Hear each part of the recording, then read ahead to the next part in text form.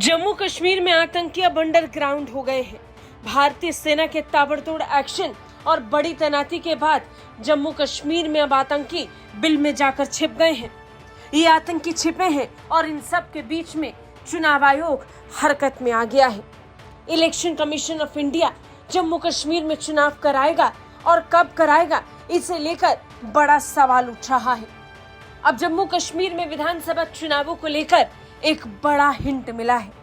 चुनाव आयोग जिस स्तर पर अपनी तैयारियों में जुटा है, उसे देखकर साफ है कि जम्मू कश्मीर में चुनाव नजदीक है। दरअसल निर्वाचन आयोग ने जम्मू कश्मीर समेत 4 राज्यों में विधानसभा चुनाव कराने की दिशा में एक महत्वपूर्ण कदम आगे बढ़ाया है।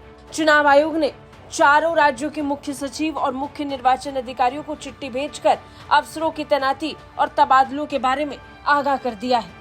जम्मू कश्मीर में पिछले 3 सालों से एक ही अधिकारी अपने अपने पदभार को संभाले हुए थे और अब चुनाव आयोग की तरफ से तबादले यानी ट्रांसफर के आदेश दिए जा चुके हैं। आयोग ने जम्मू कश्मीर को लेकर मुख्य सचिव और मुख्य निर्वाचन अधिकारी को चिट्ठी भेजकर अफसरों की तैनाती और तबादलों के बारे में आगाह कर दिया है। यानी अब जम्मू कश्मीर में तबादले हो रहे हैं। जानकारी के मुताबिक चुनाव से पहले ये नियमित कवायद है कि 3 साल से अधिक समय से पोस्टेड अधिकारी या अपने गृह जिले में पोस्टेड अधिकारी को जो चुनाव संचालन प्रक्रिया से सीधे जुड़े हैं, उनका तबादला आवश्यक और अनिवार्य है और ऐसा जम्मू कश्मीर में हो चुका है। धारा 370 के हटने के बाद से जो अधिकारी अपने अपने पद पर थे, अब उनका ट्रांसफर होगा।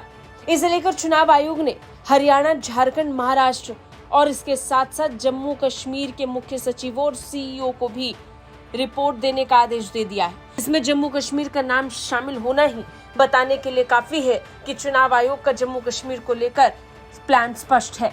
चुनाव होंगे और सुप्रीम कोर्ट द्वारा तय की गई तारीख से पहले ही होंगे। सुप्रीम कोर्ट ने आदेश दिया था 30 सितंबर से पहले चुनाव करवाने होंगे।